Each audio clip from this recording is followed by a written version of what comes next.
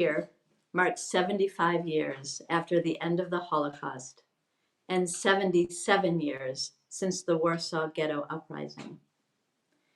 In the midst of a global pandemic, this year's remembrance is ever more resonant. Our need to hear about resilience and hope within the human spirit is strong. And we are so delighted that Rabbi Tovi, beloved Shir Tikvah member and daughter of 2 Holocaust survivors, will speak shortly. There will also be an opportunity to learn with Dr. Anna Ornstein during the first week of May.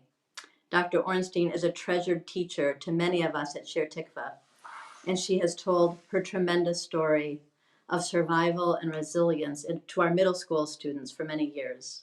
And she's offered to lead an online session on May 4th, and more information will be coming about that. Mark Ludwig, the director of the Theresian Music Foundation, wrote this week that remembrance is constantly evolving because it is in the hands not only of survivors, but of future generations. Remembrance is constantly evolving.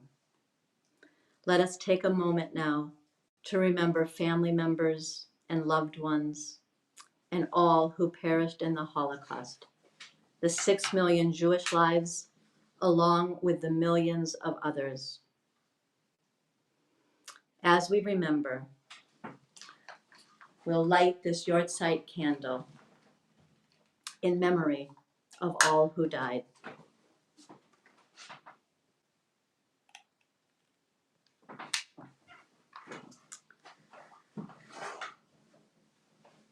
Alden Salavi wrote a beautiful memorial prayer for Yom HaShoah. Please read along with me. Creator of all, source and shelter, grant a perfect rest under your tabernacle of peace to those who perished in the Holocaust.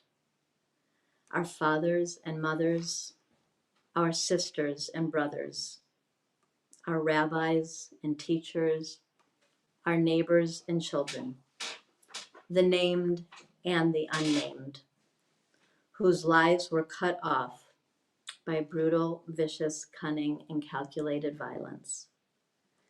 May they find peace in the world to come.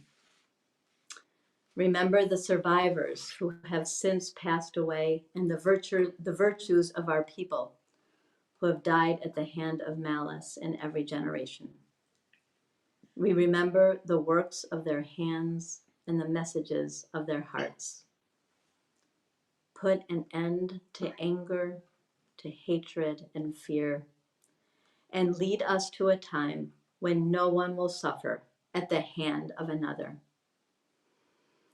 Speedily and in our days. May the memories of all who face these horrors be sanctified with joy and love. May their souls be bound up in the bond of life, a living blessing in our midst. It is a pleasure to turn the symbolic mic over to our speaker for tonight, beloved Shir Tikvah member, Rabbi Tovi. It's an honor to have you here tonight, Rabbi.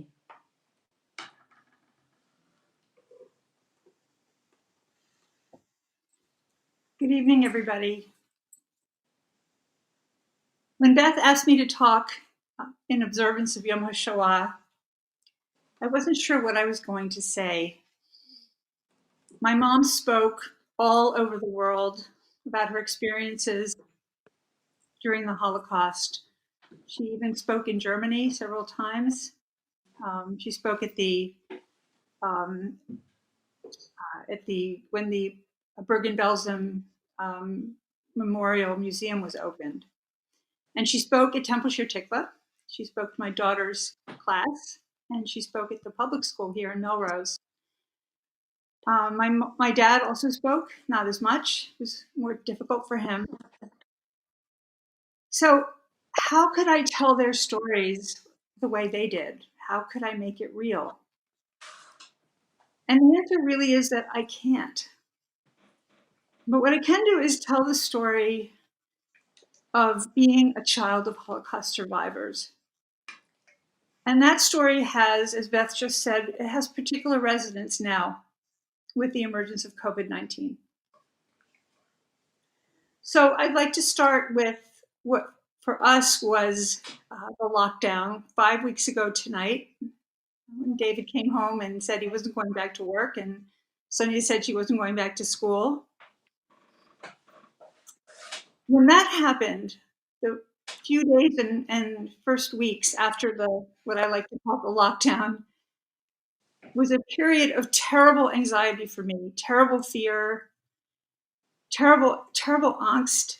Um, I know this was true for many people, but for me, when I spoke to my friends and colleagues, it seemed like I was doing worse. It was more intense for me, and I couldn't really understand why. Until a friend said to me, "You know, Robbie, this must have a lot of reverberations for you because of your parents." And I started making some connections. For example, my dad was 15 when the war broke out. Until yesterday, my daughter was 15 too. She just turned 16. Happy birthday, Sonia. My mom was taken from her home when she was 15 and sent to Graben, to a labor camp. She never saw her parents again. She never saw her younger two siblings again. They were killed.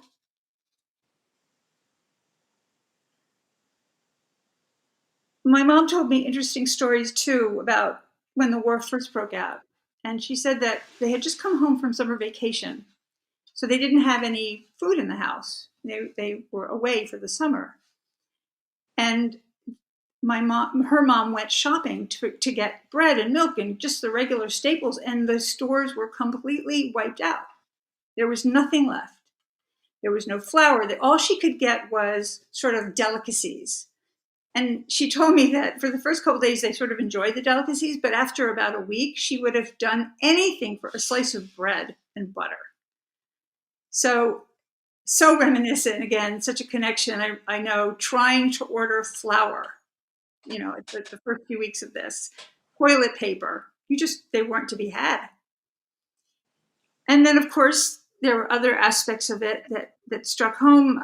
My mom wasn't allowed to go as a Jew on many streets. In the end, she was stuck in her apartment for days on end, weeks on end.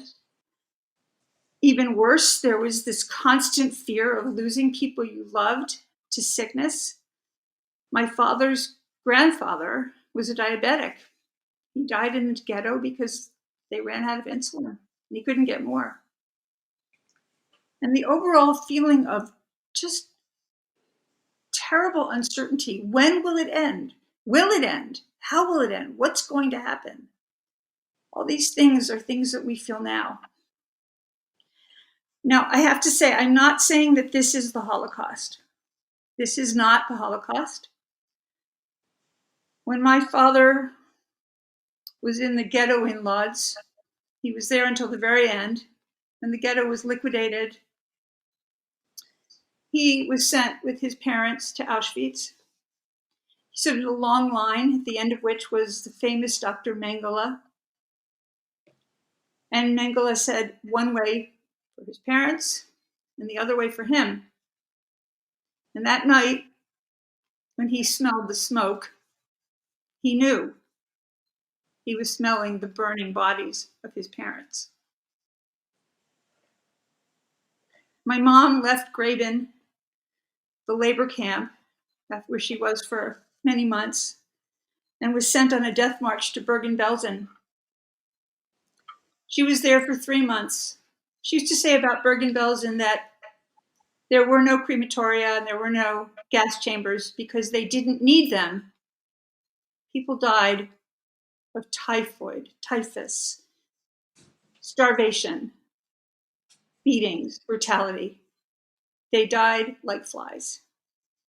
She was there for 3 months. At the end of her time there, she was unconscious. She was so sick with typhus that she was unconscious. She was found in a stack of bodies. Somebody realized that she was alive. She was so thin that when she raised the sheet, when she became conscious and she was in the hospital bed, she raised the sheet and looked down at her body, she screamed. She had no flesh. She was literally skin and bones. So I'm not trying to make a comparison, an exact comparison between what we're going through now and the Holocaust. That would be impossible. It doesn't compare to those horrors. But it still leaves the question for me personally, so why was I reacting like this? Why this terror and this anguish that I was feeling? And that was when I realized that the pandemic was evoking in me this level of stress and desperation, really because I grew up as the child of two survivors. Because these are feelings that I have lived with to some extent my entire life. I always have had a sense of doom. When something good happens, the first thought that goes into my head is something bad's going to happen. When my husband doesn't come home from work on time, I think he's in a car accident. These are the kind of thoughts that are just automatic for me. I have always suffered intense loss, intense sadness at a loss or a change, even just a change. I hated when my parents changed the furniture in their house. It made me feel scared. But I never figured out that this was connected to the Holocaust. Growing up, it never occurred to me that these feelings I had were at all related to being the child of survivors. And there's a reason for that. When I was growing up, there was a very important family mythology for us, and that was that Hitler did not affect Craig, my brother, or me. The most important thing to my parents was that Craig and I were untouched. And we bought into it. Perhaps on an unconscious level, we knew that we had to do this to protect our parents from further suffering. It was so important to them to believe that we were okay. You know, and on the surface, it was okay. Despite the horrors my parents went through, they were remarkably sane. They were high functioning. My father was extremely renowned in his field. He was a polymer chemist. My mother was a principal of Hebrew studies at a very well-known temple in Washington, D.C. We had friends. They had friends of all religions, all backgrounds. We weren't just stuck with, they weren't just seeing other Holocaust survivors. It was a very vibrant living home. And of course, there were signs. My mom had nightmares when I dared to date somebody who wasn't Jewish. My father sometimes would end up in the library downstairs. We'd wake up and he'd be sitting in the library because he couldn't sleep all night. But overall, our lives were very normal. They were very comfortable. They were sort of average suburban lives. But at age 11, I started having what I only realized much later were really severe panic attacks. And in my late teens and early 20s, I developed massive depression. Nevertheless, I didn't connect this to my parents.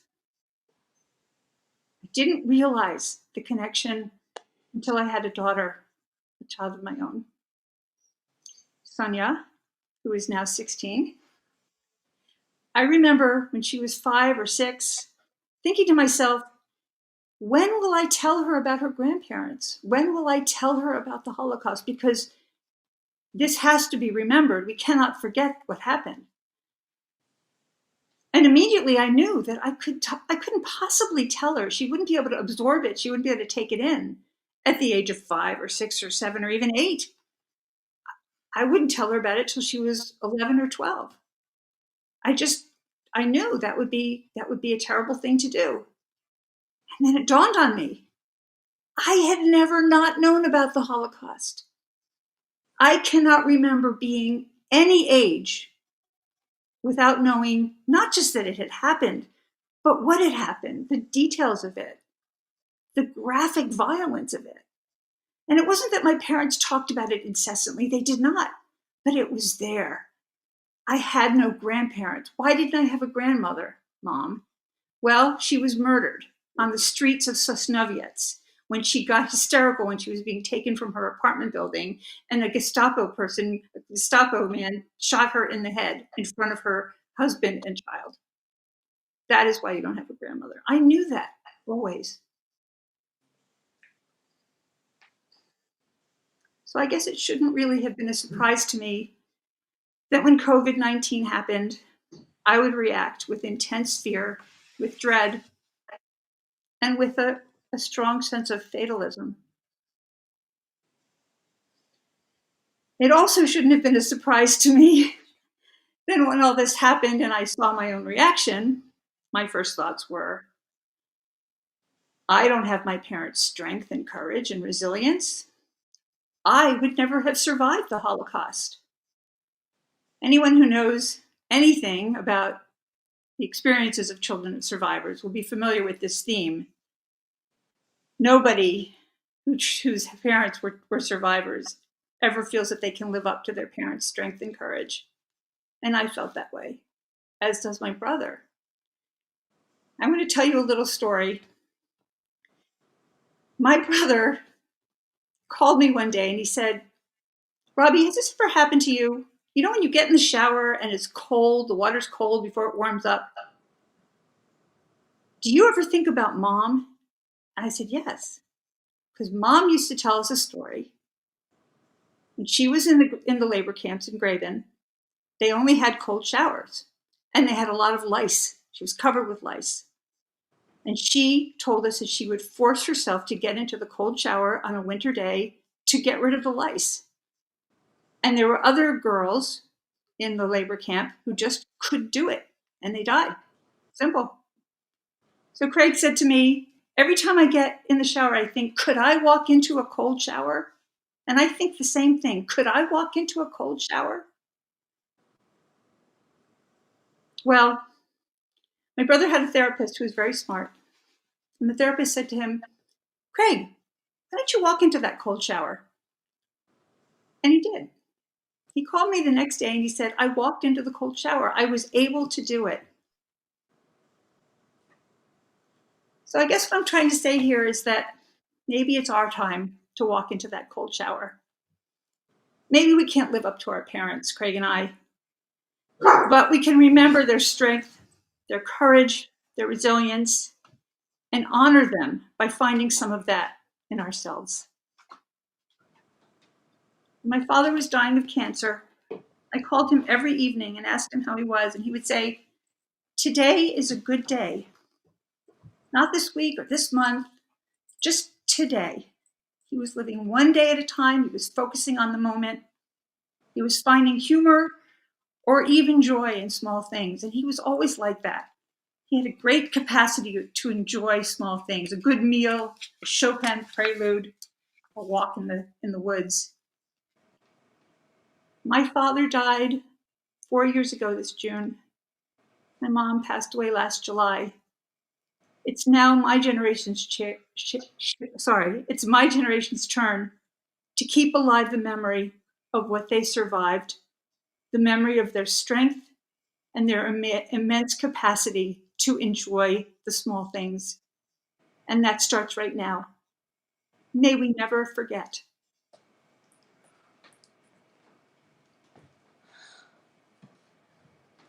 Amen. Robbie, thank you so much for those incredible words.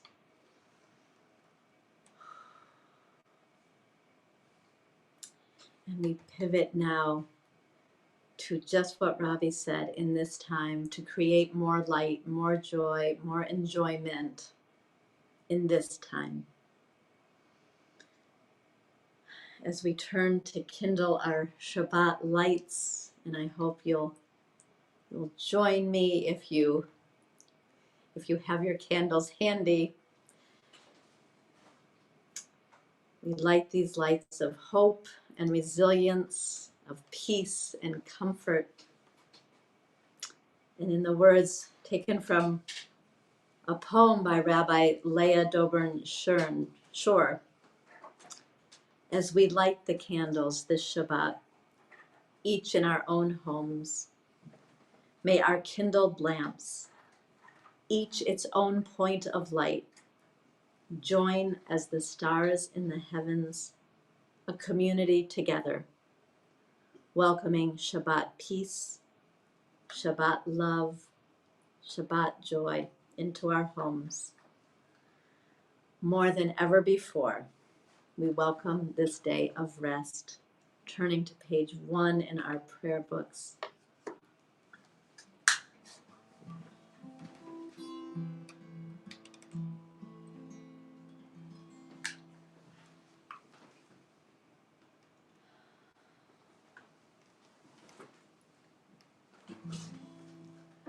Baruch atah Adonai Eloheinu melech haolam asher kiddushanu b'mitzvotav v'tzivanu lehadlek ner shel Shabbat.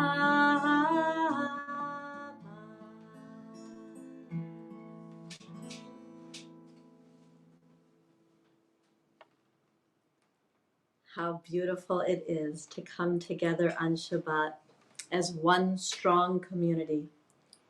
Please join me in singing Ma Yafeh Hayom, page 2 if you're looking in the prayer book. What a beautiful day it is. Ma Yafeh Hayom, Shabbat Shalom. Ma Yafeh Hayom, Shabbat Shalom. Shabbat, Shabbat Shalom. Shabbat, Shabbat Shalom. Shabbat, Shabbat Shalom. Shabbat Shalom. Nayafeh Hayom. Shabbat Shalom. Nayafeh Hayom. Shabbat Shalom. Shabbat, Shabbat Shalom. Shabbat, Shabbat Shalom. Shabbat, Shabbat Shalom. Shabbat Shalom.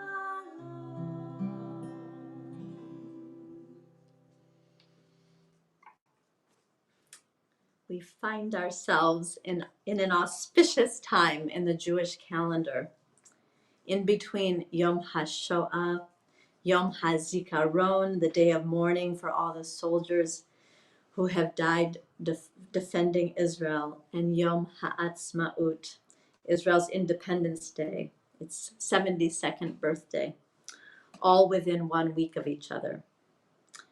It is also the beginning of the holy month of Ramadan, the 9th month of the Muslim year, a time for spiritual reflection, for fasting, and the doing of good deeds for millions of Muslims around the world.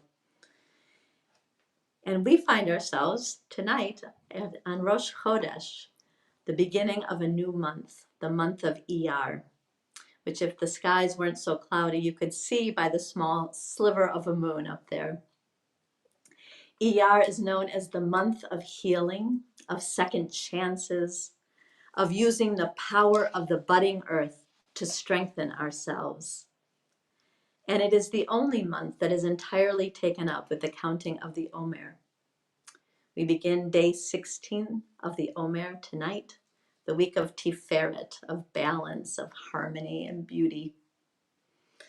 So let's take a moment now on this Shabbos, after those amazing words of Rabbi still resonating in our souls so powerfully, to bless this new month.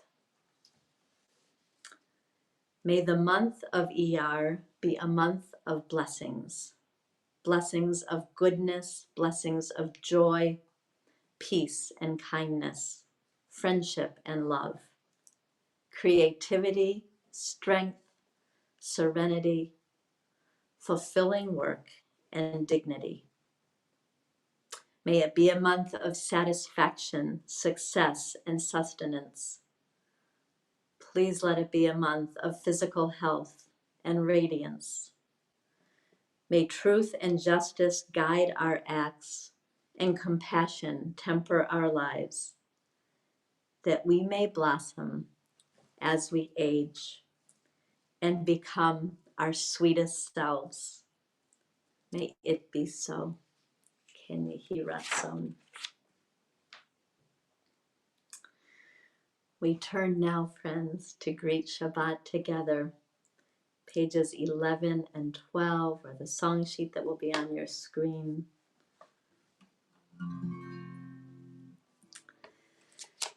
Chadodi will sing stanzas 1, 2, 5, and 9. When we get to that stanza 9, where we welcome in this presence of Shabbat, you can stand and face a doorway or a window, or as we have been doing in this time of virtual services for these, I think this is our 7th week, and place your hand over your heart, just feeding it the peace and the wholeness of Shabbat.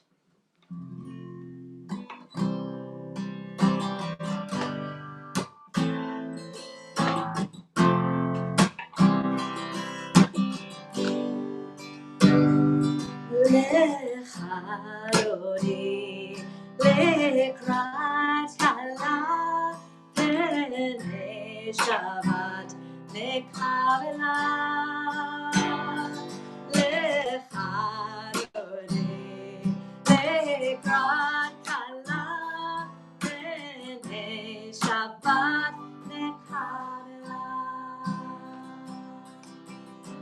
Shamor v'zachor b'dibur echad, hishmi'anu el hamiluchad. Adonai echad, u'shemo echad, v'shemo tiferet v'lethilah lecharodi, lekrat kala. Shabbat, lekavela, lecharodi, lekrat kala,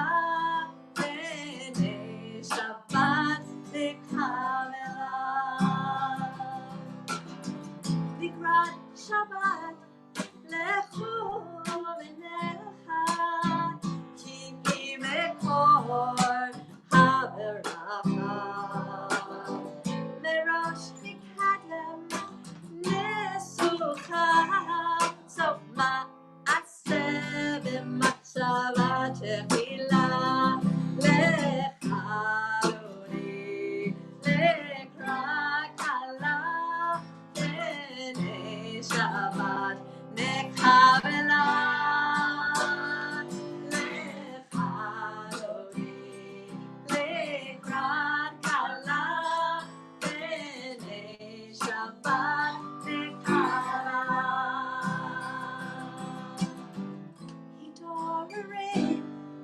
Hidorari, ki ba'oref, kumi ori, uri, shir daveri, kevod Adonai, alayich nigla, lecharodi, lekrat kala, pene Shabbat, lekavela.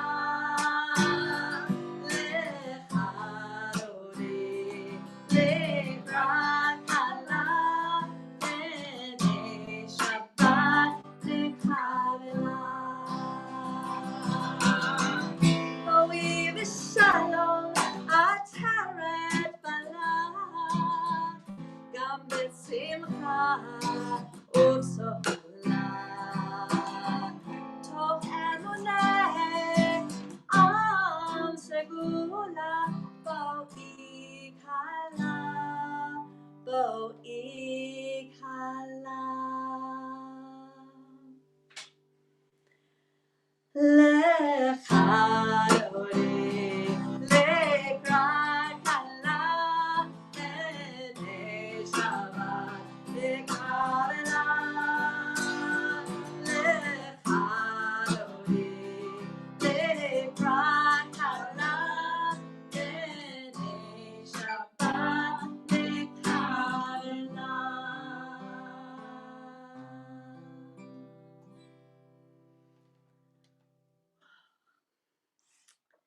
enter now into our evening service, our Ma'ariv service, turning to the Chatzi Kaddish on page 15. Yitkadal ve'yitkadash shemei Rabba ba'alma divarach hirutei ve'yamlich malchutei ve'chayechon uvyomechon uvchaye dechol beit Yisrael Ba'agala, ba'agala, uvizman kariv, ve'immeru, amen. Yeheshme Rabba mevarach, la'alam ul'alme almaya, yitbarach, yitbarach, ve'yishtabach, ve'yitpa'ar, ve'yitromam, ve'yitnaseh, Vit hadar, vit ale, vit halal, shemere kudisha brichu le'ela min kol birchata v'shirata tush v'chata v'nechemata da'amiran ba'alma ve'immeru amen. This has been a hard week. The numbers of infection rose, the number of deaths rose. It has been 6 weeks, I believe, without in-person school for our children. Spirits are struggling. The confinement is very real. We are afraid, and though we know it will end, there is no sure sign of it yet, and that will be. It's hard to find solid ground. May tonight's service bring us closer to each other and to the light that is always shining within us, the light of our souls. Baruch Hu, dear one, Shekhinah, holy name. When I call on the light of my soul, I come home. Baruch Hu, dear one, Shekhinah, holy name. When I call on the light of my soul, I come home. Baruch Hu, dear one, Shekhinah, holy name. When I call on the light of my soul, I come home.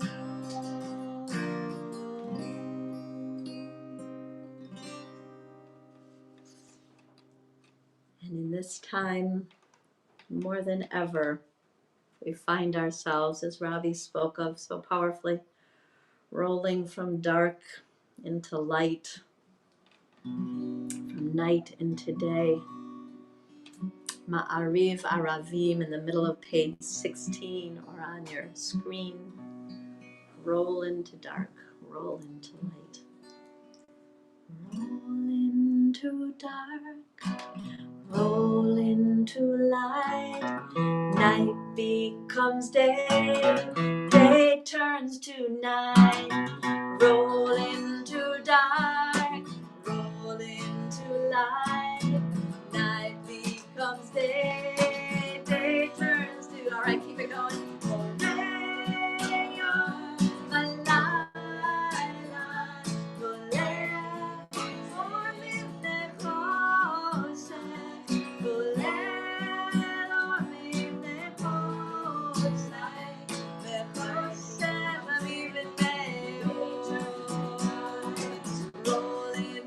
dark, roll into light.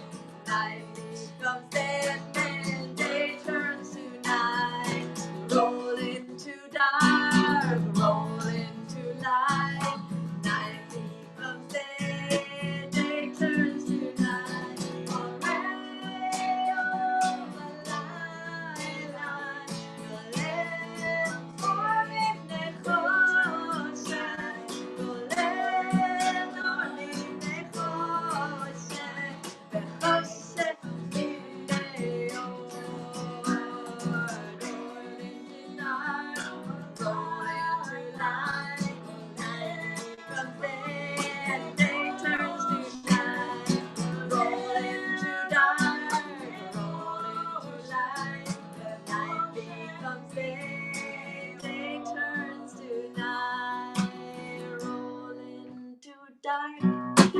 Roll into light, night becomes day, day turns to night. Roll into dark, roll into light, night becomes day, day turns to night.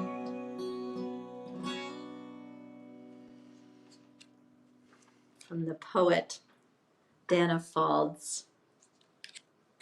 It only takes a reminder to breathe, a moment to be still, and just like that, something in me settles, softens, makes space for imperfection. The harsh voice of judgment drops to a whisper, and I remember again that life isn't a relay race, that we will all cross the finish line, that waking up to life is what we were born for. As many times as I forget, catch myself charging forward without even knowing where I'm going, that many times I can make the choice to stop, to breathe, and be, and walk slowly into the mystery. Let us listen. Hear, O Israel. All that lives has been created by the One. We are connected in mystery and in love. Join together for the Shema on the bottom of page 17. Shema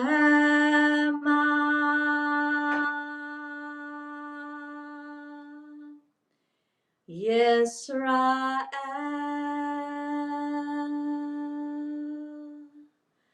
Adonai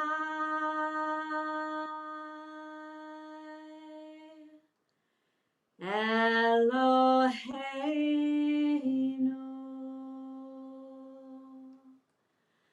Adonai Echad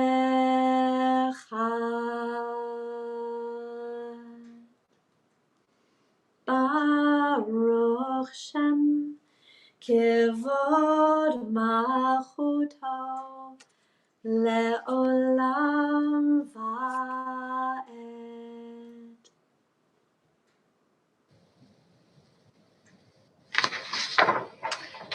This week, a colleague of mine published an article about what it's like to be expecting in the midst of a pandemic. Many of us wrote to her individually, seeing her piece on the national news. She wrote many of us back individually. We are all looking for connection at this time. And she asked us if we would be willing to sign up for a day in this time of uncertainty, to send her an email, a note, a thought, on what it is to love that which is out of your control. The V'ahavta asks us to love everything, that which is entirely out of our control. An interpretive reading on the V'ahavta by Danny Siegel. Love God with everything you have, your heart, your soul, your strength. These words which I give you here and now, take them to your heart. Teach them to those who follow you.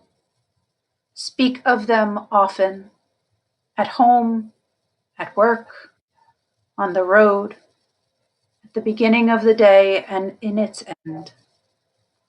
Hold them like a sacred chant that whispers inside you, spilling out into song. Feel the words in your fingertips. Keep them at the front of your mind, in the small space above your eyes. Let them guide your vision to rest in new places. Let them soothe and disturb you. Look up occasionally. The words will appear everywhere in the place you call home.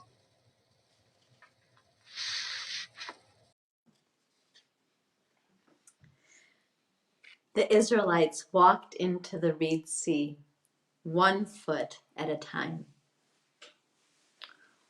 What were they thinking about as the water rose up their legs, chilling their hearts, advancing toward their open mouths? We continue to walk here, now, 1 foot at a time, on our better days forward.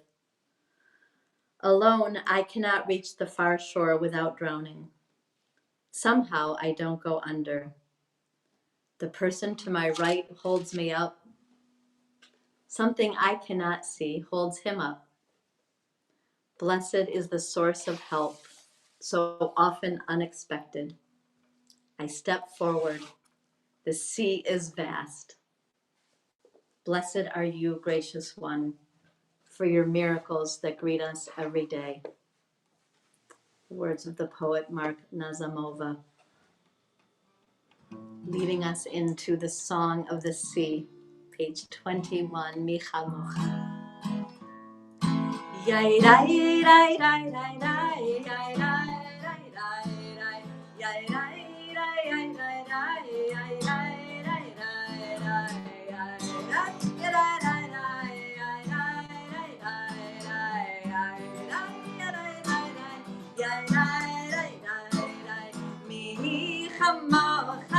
Ba'elim Adonai, mi kamocha, nedar b'kodesh, norah zilot, oh sefele, norah zilot, oh sefele, yalai, yalalai, yalai, lalai, yalai, yalalai, yalai,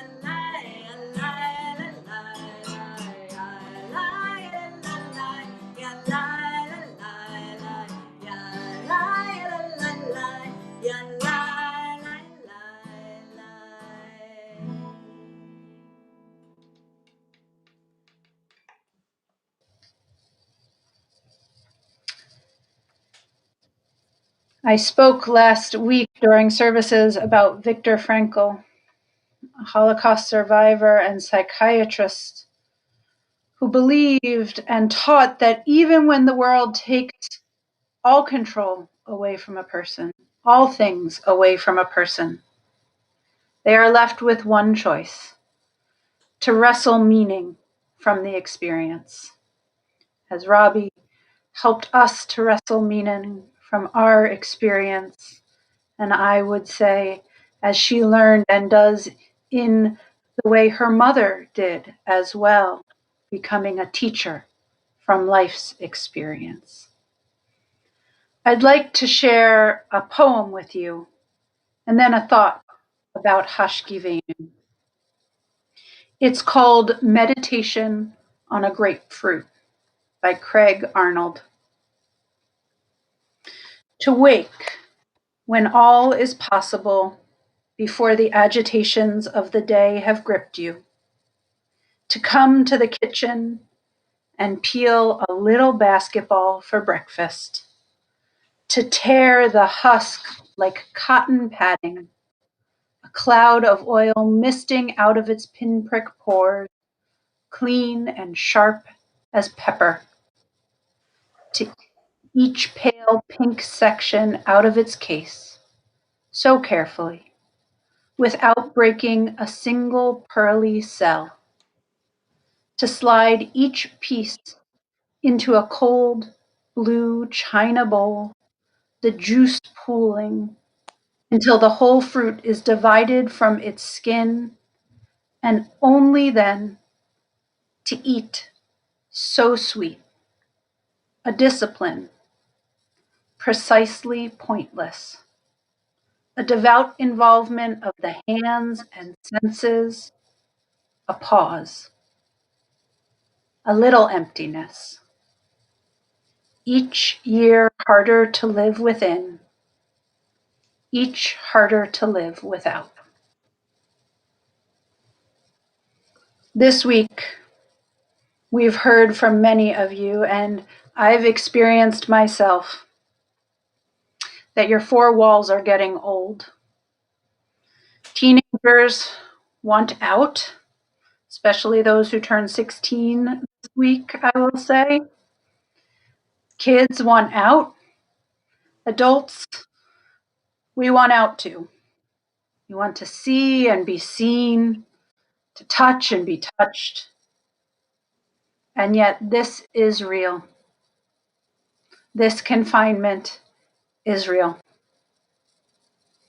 And I would suggest or wonder if Hashki Venu offers for us a moment, maybe just the moment of Hashki Venu, to look at those walls that hold us in and to feel that while they do limit us, they also keep us, we pray, safe.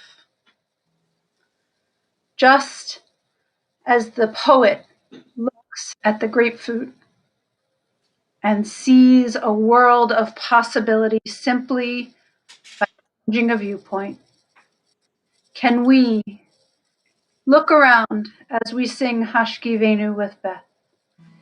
Can we look at the walls that confine us and consider that they are the walls that protect us? They are our own sukkah of shalom, a shelter of peace, we pray, and safety.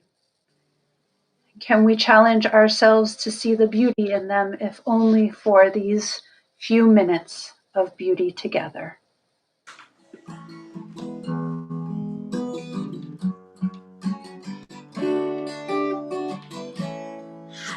Hashkivenu Adonai Eloheinu leshalom Lahamidenu Malkeinu lechaim. Hashkivenu Adonai Eloheinu leshalom Lahamidenu Malkeinu lechaim. Oshmat Seiteinu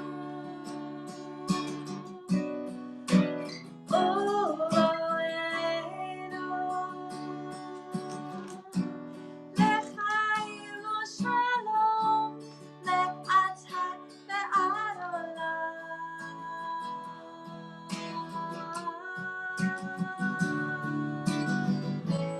Hashivenu Adonai Eloheinu leshalom V'hamidenu malkeinu lechaim. Hashivenu Adonai Eloheinu leshalom V'hamidenu malkeinu lechaim.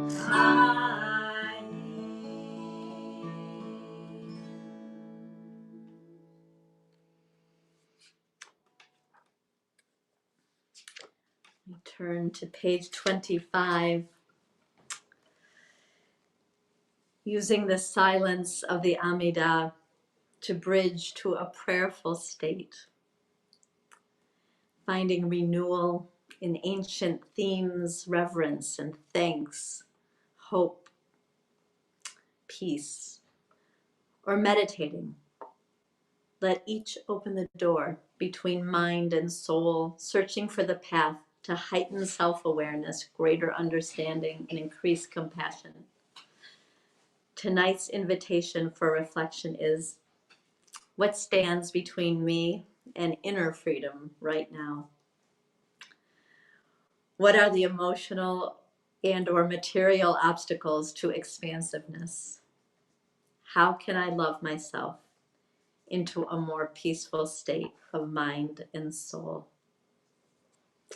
We begin with the words at the top of page 25. Please, God, open my mouth so that I can pray.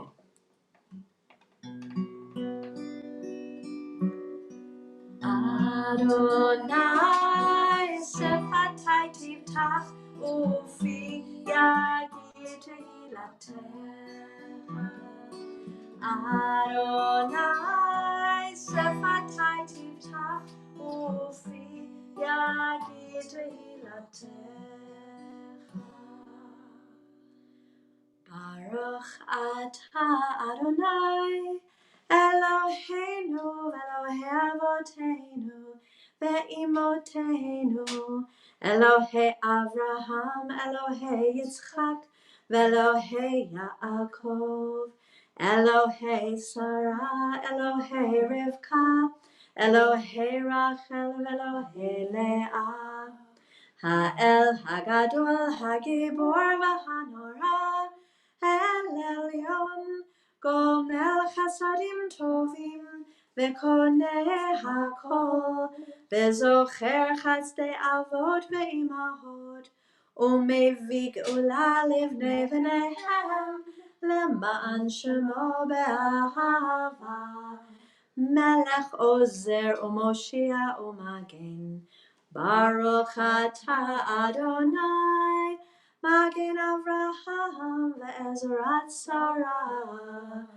Atah Gibor le'olam Adonai Mechaye hakol atah Rav le'hoshia Mechalkel chayim bechesed Mechaye hakol berachamim rabim Somech noflim verofeh cholim Umatir asurim Umekayem emunato Lishenei afar Michamocha ba'al gevurot Umido melach Melech mimit umechayev Umatzmiach Yeshua V'ne'eman ata lahachayot hakol Baruch atah Adonai mechaye hakol Atah kadosh v'shimcha kadosh Ukdoshim b'cho yom yehalelucha selah Baruch atah Adonai ha'el hakadosh.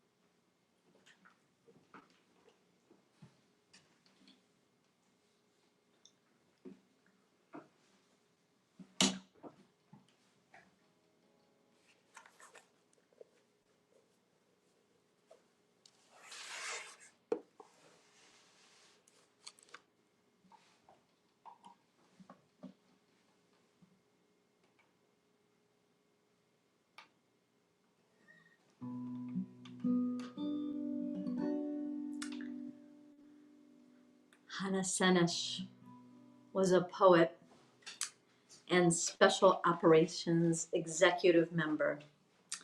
She was one of 37 Jewish recruits from Palestine, parachuted by the British into Yugoslavia during World War II to assist anti-Nazi forces and rescue Hungarian Jews.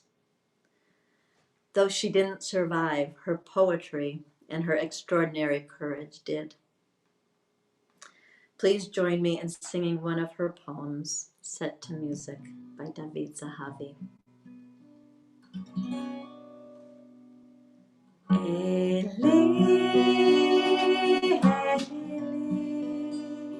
Shelo yigamer le'olam, Achol ve'hayam, Rish Rush shel hamayim, Berak hashamayim, Tfilat ha'adam, Hachol ve'hayam, Rish Rush shel hamayim, Berak hashamayim, Tfilat ha'adam. Oh Lord, my God, I pray that these things never end. The sand and the sea, the rush of the waters, the crash of the heavens, the prayer of the heart, the sand and the sea, the rush of the waters, the crash of the heavens, the prayer of the heart.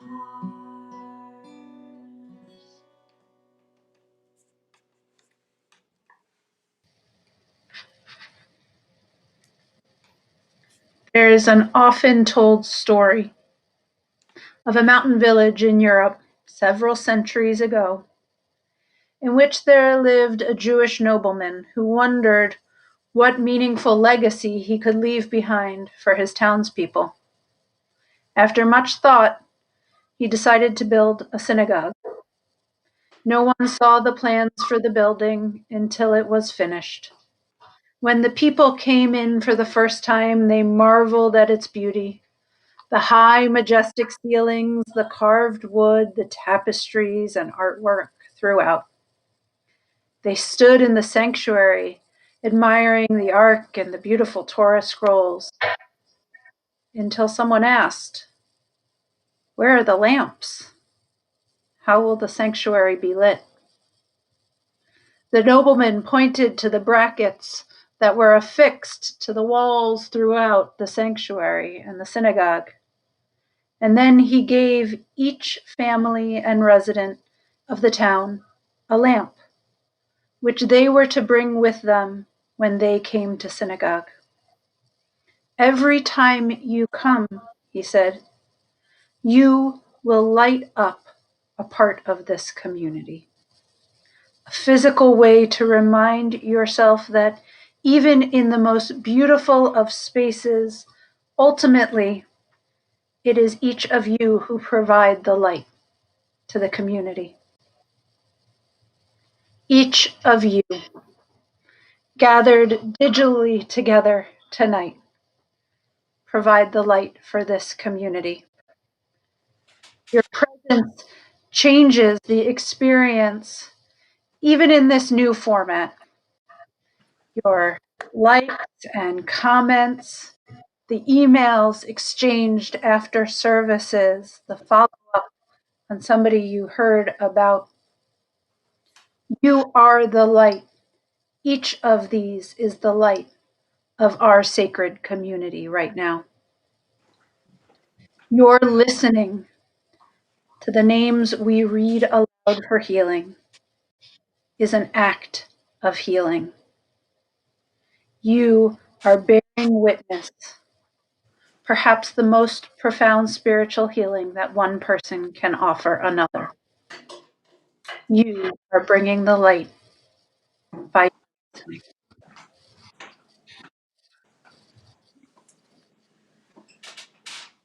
We turn to page 130, or the words on your screen for Misha Berach.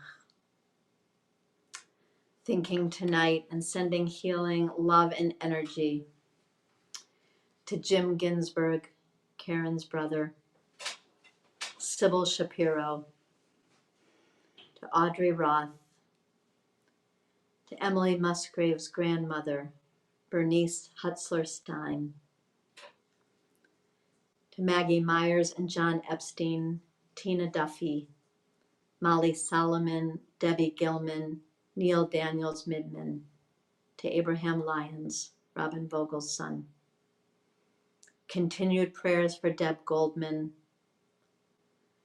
for Chanalea Bat Vittel, Helen Krancer, Josh Krancer's mother. For Alan Nelson, Aaron Nelson's father, who is recovering from the virus. William O'Brien, Dorothy Taylor, Ola Cobble, Steve Cobble, Maureen, Adam, Nick, and Travis Mortel. Ron and Patty Shepard. For Jerry Zimmerman, Joel Zimmerman's brother. And for his wife, Gail Suchman. For Linda Blair's sister, Mary Jane Gendra. For Krishna's father, Raja Rajagopal. For Michael Raisin, Dan Raisin's brother. For Jennifer Chase, Ellen Lee. For Nathan Rome and for David Rome. For Becky Kleinman, who is continuing to recover from surgery. For Julia Vance, Judy Donaldson. For Isaac Altman Sagan, Rim and Ann's great-nephew. For Rabbi David Nelson, Harav Ze'ev Yehuda ben Devora. For Teresa Weir. For Elizabeth Lemon's father, Tom Lemons, and for her mom, Priscilla Lemons, his caregiver. For Sonnet Puv, and for Myra Perez. For Philip Kessler. For Jeff Bray, Morris Bart, and Arlene Edelson. We continue to send prayers to Susan Lapidus, Norman Meisner, Louise Ward, Beverly Andrea, for Steve Smith's mother, Doran Smith, Vicki Oman, Gail Tregor, Melissa Martin and her daughter Cassie, Hannah Owens, Marcia Kent and her husband, for Sophia Weiss and her brother, for Ken Blumberg and Jimmy Krasnow. We ask for continued healing prayers for Asher Guy Ben Chava Vaher Shmuel, for the Medeiros Rockenmacher family, Justin and Jen Alexander, Peter Ferraresso, Gladys Schuker, Fred Eny, for Claude Lieber, for Nancy Lazaro Lieber, for Sandy Jo's continued healing of her broken wrist, for Bob Friedman, Beth Girioni's father, for Irene Brown, Susan Brown Zimmerman's mother, for Kathy Nath, and for Mason Lee. And please take this time to include the names of loved ones you are praying for tonight. As we turn to our prayer for healing.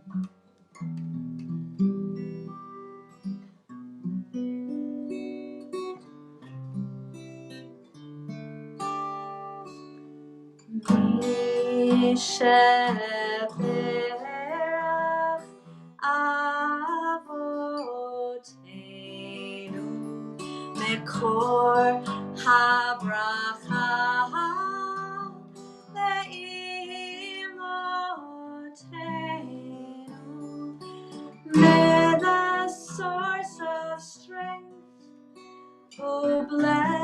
the ones before us. Help us find the courage to make our lives a blessing, and let us say, Amen.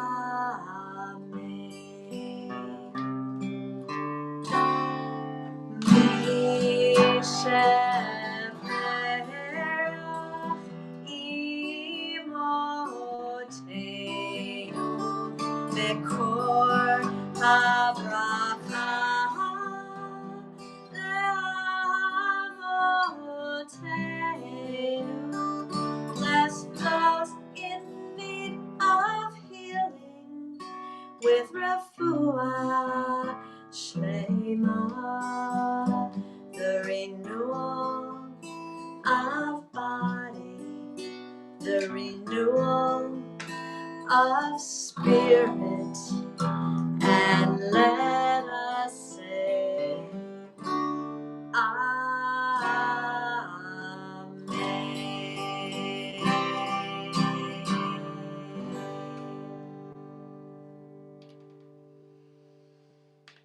May it be so speedily and in our day.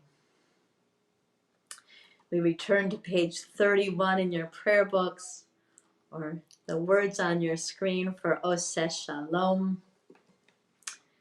May the one who makes peace shine peace upon all of us.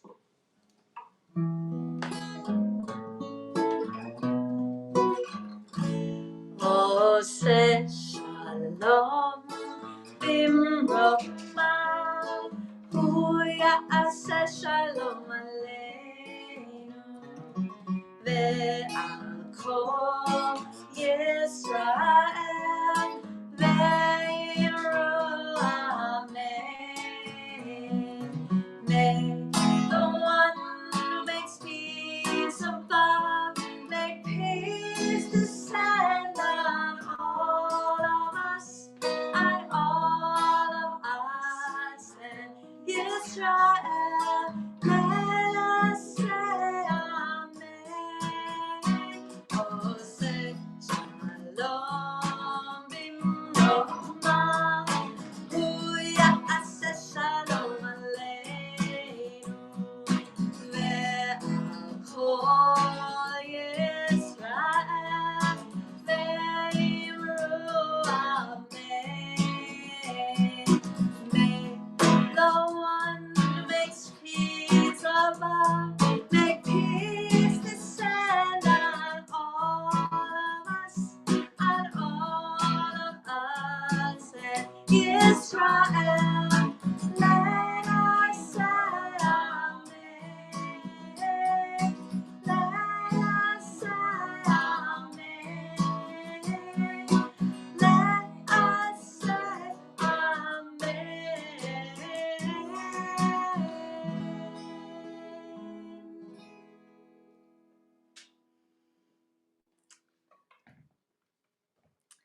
Some announcements before we conclude the service. On Friday mornings at 10 a.m., we have a continued workshop called The Daily Detail, Writing for Mindfulness with Sarah Epstein, and that's every Friday morning at 10. On Saturdays at 5 and Thursdays at 8, please feel free to join in on our Makom Shalom Peaceful Place meditation, led by Peter on Saturdays at 5, Peter Feynman, and by Marcy Kaplan on Thursdays at 8.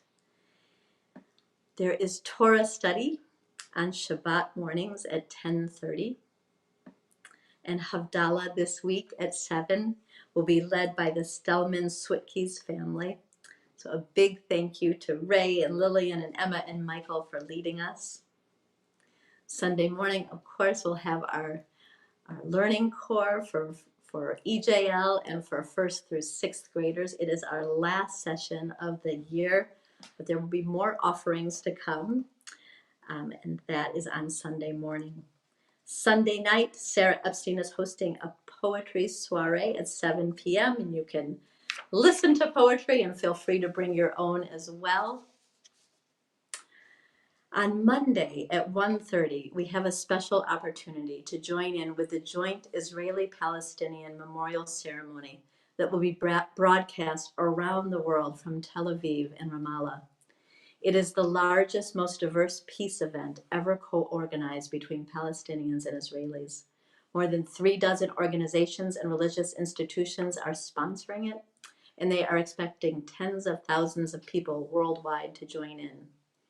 So if you check out yesterday's weekly update, update, you can find the link to register and more information. And Monday night at 7:30, you can join in with Robbie Tovey at 7:30 for Odd Tales and Short Stories. We have a new offering on Tuesday at 4 p.m. Lori Jaffe will be leading a class in Qigong, the ancient Chinese martial art. It is especially known for its gentle stretching and balance building, and it's good for all ages. Tuesdays at 4. And if you're interested in counting the Omer on Wednesdays at 5 p.m., we are supporting each other each week in the counting, and all are welcome to join in. So one last parting wisdom from Holocaust survivor and awesome, amazing woman, Dr. Anna Ornstein. Everything in our lives is topsy-turvy because of the pandemic. She says, maybe it is telling us that unless we learn to share and take care of others, we will not survive on this earth. So let that dwell in your heart as we turn to our Aleinu for tonight, page 42, or the words on your screen. V'hashevota el levavecha. Let these words of beauty and of honesty and power dwell in our hearts to strengthen us for this week to come.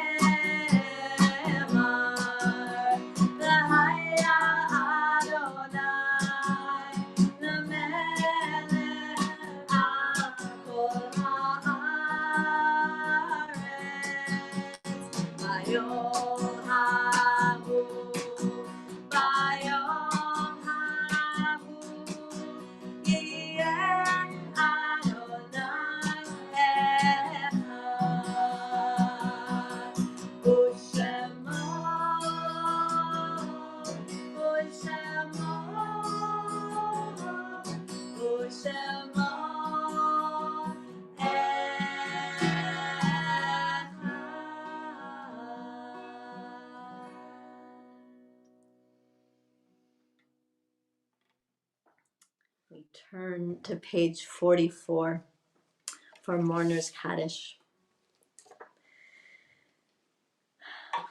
We remember tonight the 6 million Jewish lives who perished in the Holocaust. May the way we live our lives give their lives meaning. And this week, we are remembering Martha Greeley, Wynne Musgrave's beloved sister, who died on Sunday. Bruce Whitmore, Erwin Goldberg, Stephanie Kreisberg's beloved uncle, who died from COVID-19 on Sunday. We learned that Jacob Gubay, a founding or near founding TST member and beloved husband of Janet Gubay, died on April 16th of COVID-19. And we remember tonight Chuck Talamo, a friend and co-worker of Roberta Lasky's, who passed away peacefully and was buried today.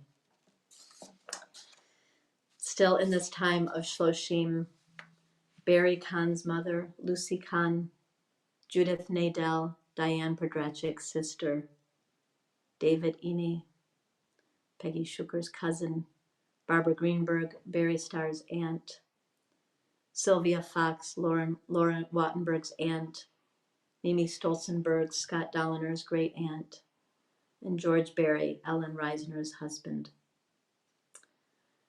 Tonight is the 25th yahrzeit of Robin Smith's father, Alan Gottdenker, and the 11th yahrzeit of Sandy Joe's father, my father-in-law, Jerry Malman, who's remembered with great love. We remember tonight Jacob Vance. Remember tonight Alan Finder. We're remembering in this year and Diana Dessy. We remember tonight. Take a moment now to remember those loved ones you are remembering, and we'll join in these ancient words, becoming a community of memory. Yitkadal v'yitkadash shemei Rabbah, ba'alma divra chirutei v'yamlich malchutei, b'chayechon uvyomechon, uv'chayei dechol Beit Yisrael, ba'agala uvizman kariv v'imru, amen. Yehi shmei Rabbah mevarach le'alam u'lalmei almaya. Yitbarach v'yishtabach v'yitpa'ar v'yitromam v'yitnaseh. V'yit hadar, v'yit alev, v'yit halal, shemei dekudesha, brichu. Le'ela min kol birchata v'shirata, tush b'chata v'nechemata, da'amiran ba'alma v'imru, amen. Yehi shlama rabba min shemaya, v'chayim aleinu v'al kol Yisrael, v'imru, amen. Oseh shalom b'mromav, hu ya'aseh shalom, Aleinu ve'al kol Yisrael ve'al kol yoshvei tevel v'imru, amen. Zichronam livracha. May their memories be for a blessing. And we're concluding tonight's service with the singing of Adon Olam. Rabbi Carrie and I were both missing singing this at B'nai Mitzvah ceremonies on Saturdays, on Shabbat mornings and afternoons, so we thought we'd end, do the repeating version tonight, and follow along with the words on your screen or on page 45 in your prayer book.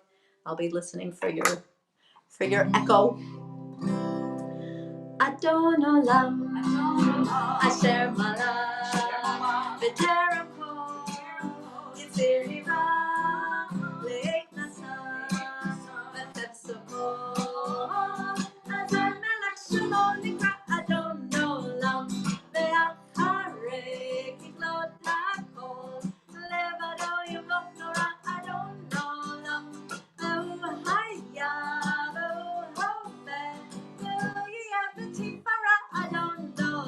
Adon Olam, Asher Malach, V'terem Kol, Yitzir Nivra, Le'ek Nasa, V'chefso Kol, Azar Melech Shelo Nikra Adon Olam, Ve'hu Echad V'yein Sheni, V'ahav Shelo La'achbira Adon Olam, Ve'li Reishit, Ve'li Tachlit, Ve'lo Ha'oz V'ha'misra Adon Olam, Asher Malach, V'terem Kol, Yitzir Nivra, Le'ek Nasa, V'chefso Kol, Azar Melech Shelo Nikra Adon Olam, Ve'hu Eli, V'chai Go Ali,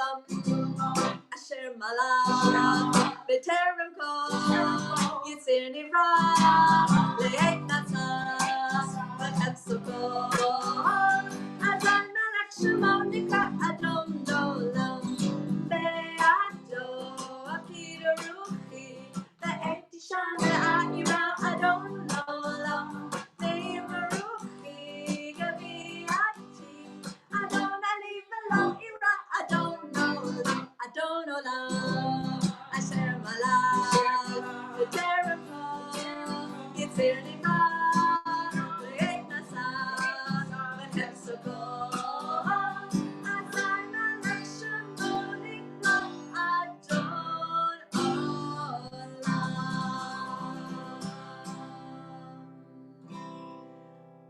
Big thank you to Ravi for sharing her powerful words tonight, and a heartfelt Shabbat Shalom to each of you.